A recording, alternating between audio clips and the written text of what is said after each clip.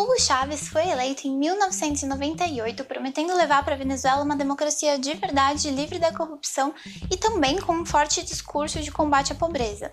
Ele foi reeleito e em 2004 começou o aparelhamento da Suprema Corte, mas foi só em 2006 que essas medidas se intensificaram, com a prisão e o exílio de opositores políticos, o fechamento de uma importante emissora de TV do país e a eliminação da quantidade de mandatos presidenciais. Fujimori foi presidente do Peru por quase 20 anos. Quando ele foi eleito, ele não tinha histórico nenhum na política, o seu plano de governo tinha sido improvisado de última hora, ele tinha um slogan, um presidente que gosta de você, e estava disputando contra o escritor Mário Vargas Llosa, então ele era considerado um super azarão nessa disputa. Mas a população peruana estava insatisfeita com a crise econômica e com o terrorismo que assolava o país e amedrontava a todos na época, e acabou comprando o discurso populista e fácil do Fujimori, e ele foi eleito. Mas depois de 2 anos de eleito, através de um autogolpe, ele dissolveu o Congresso, aparelhou o judiciário e tomou o controle de diversos meios de comunicação. Adolf Hitler já tinha mostrado uma certa inclinação à violência quando ele e os seus seguidores atacaram vários prédios do governo e uma cervejaria em Munique.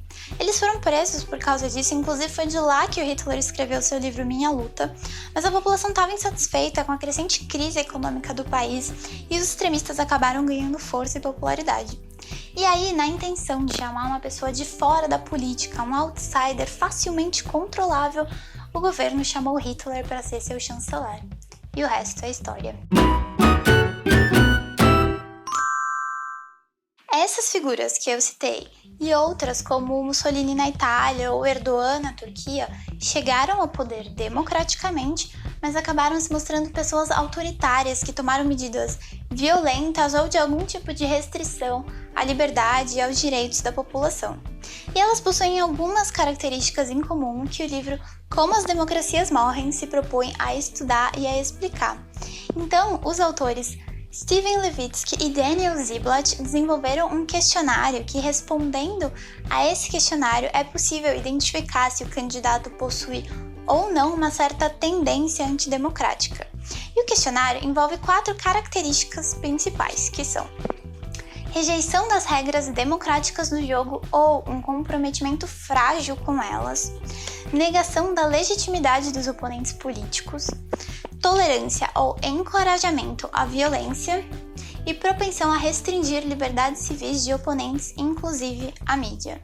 Esse livro foi escrito depois da eleição do Trump nos Estados Unidos e os autores se debruçaram sobre o estudo da democracia e da sua derrocada historicamente nos dias atuais para entender se existe ou se existia a possibilidade disso acontecer por lá. Então eles mostram como a falha das instituições e dos partidos políticos, que deveriam agir como os guardiões da democracia, aliada a um cenário de insegurança e a uma figura que propõe fazer diferente, podem resultar na derrocada da democracia.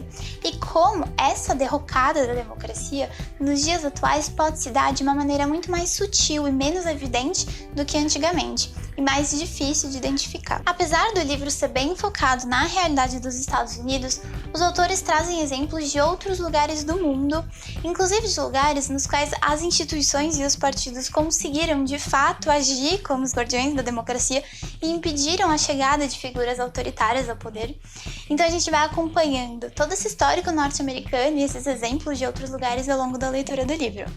Eu considero que a leitura desse livro é muito importante para a gente entender o papel das nossas instituições e dos nossos partidos e também entender como identificar esse tipo de figura para evitar que alguém com esse perfil chegue ao poder, se é que isso já não aconteceu. Mas enfim, se você já leu o livro, me conta aqui nos comentários quais foram as suas impressões, o que você achou. E se você não leu, vale a pena ler, ainda mais esse ano, que é ano de eleição, a gente precisa ficar atento a esses pontos. E é isso, se você gostou do vídeo, curte aqui e se inscreve no canal para acompanhar os próximos conteúdos. Tchau, tchau!